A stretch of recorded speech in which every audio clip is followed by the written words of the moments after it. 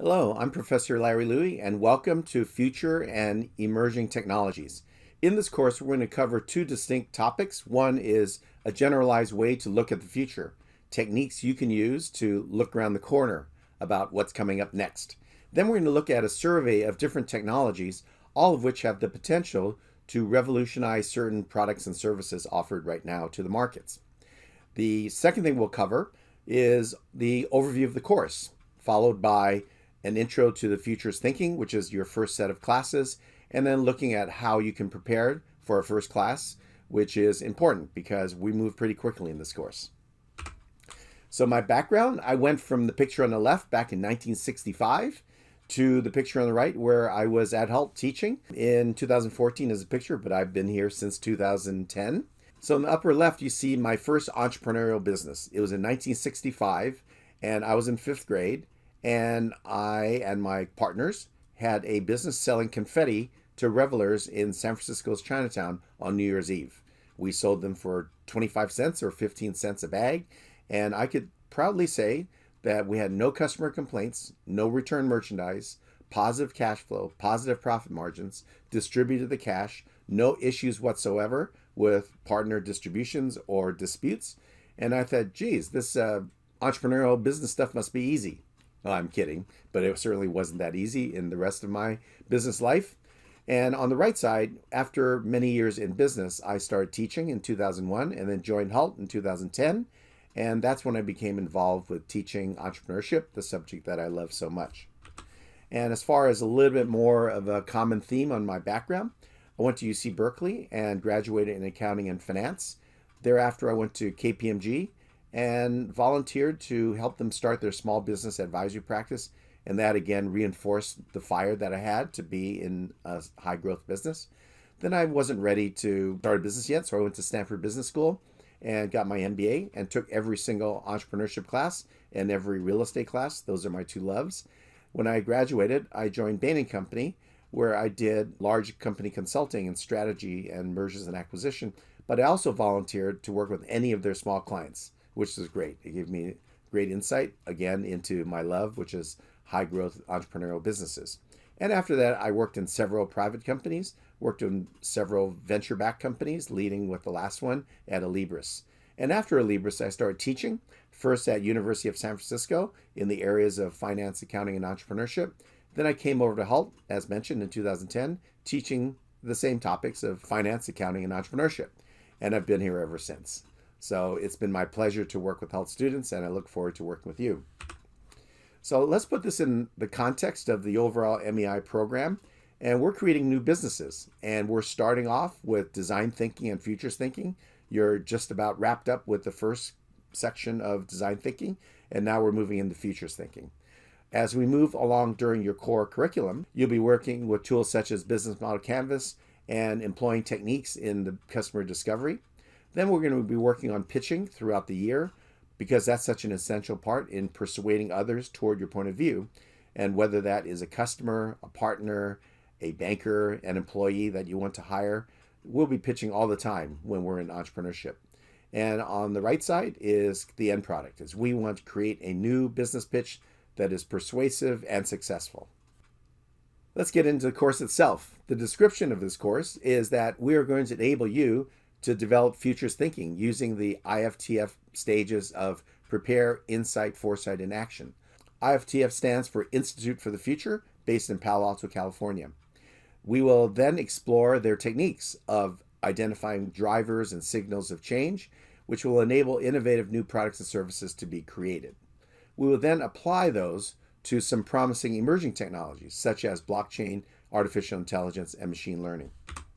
The learning objective in this course is to develop foresight abilities to utilize current trends and signals of change to create innovative future products and services based on exciting emerging technologies. Oh, that sounds like a good thing to do. That may be part of the reason you're here in the program. The topics we'll cover are future mindset and the process that lead to looking at trends and signals of change and looking at insights leading to action. There are 4 sets of tools we'll be using and developing in our workshops: prepare, foresight, insight, and action. And we'll survey major technologies, including but not limited to blockchain, artificial intelligence, and machine learning.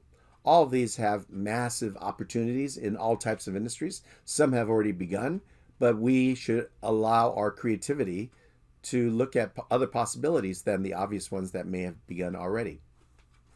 So back to this chart, we are going to jump right into futures thinking, which is the subject of our first class. The future's here already? That seems kind of odd, almost seems impossible. Today is the present, it's not the future. So how can we say the future is already here? Well, this is a great quote from William Gibson, and the quote is, "The future is already here, it's just not evenly distributed." And I think that's a beautiful quote, because things don't just pop out of nowhere. Things that are so innovative today took years, maybe decades, to get it to the stage where we can see a commercial application that we say, aha, where has this been all my life? We have a term called signals of change. These are early indicators of something that has great promise. May be obvious, may not be obvious. But if we look hard enough, we'll find these little nuggets on which we could build businesses.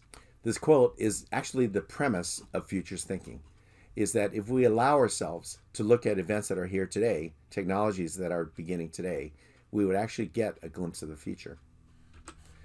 Back to IFTF. So this organization has been around since 1968, and they've evolved over the years as thinking on this topic and technologies have evolved.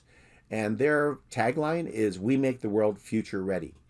And this is the website. This is the website that I will hope you will go to quite often, because it has some interesting work that they've already presented and you can read, or they have different approaches that they see for how do we apply futures thinking to benefit all aspects of society, not just business, but government and nonprofits as well. We'll be using two different methods of learning all around their techniques. One is an asynchronous and self-paced method using Coursera. You have access to the entire Coursera catalog, and we're going to utilize part of that for this class.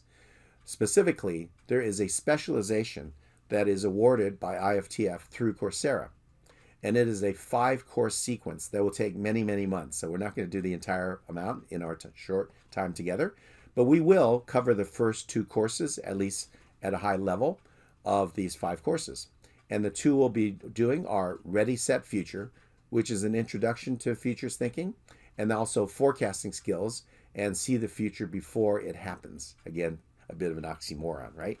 But we'll be looking at the techniques and then practice those techniques both in your learning in Coursera and also in our time together in our workshops. So the second method is something I went through. I went through the IFTF training, and it was life-changing, honestly. For 3 intense days, I went through the workshop that covered these 20 some odd tools that we're going to be using in our course. So the combination of the asynchronous learning, which is the theoretical foundation of their programs, and then the live experiential approach of actually doing exercises, which proved to ourselves that we actually can look around the corner. So I hope you'll agree at the end of this course that you learn some very valuable skills, and also that you too can see the future. It is important for us to get off to a good start, because I only have 3.5 classes with you, so we want to make them count. So do your preparation before our first class, or you'll be lost. I will not do lectures of any content in our courses. That's what Coursera is for. You can learn that on your own before walking into the classroom. So we'll use this workshop format to exercise different skills and to communicate and share ideas, all of which will feed in your learning and hopefully some insights that would not be possible were not for a group activity.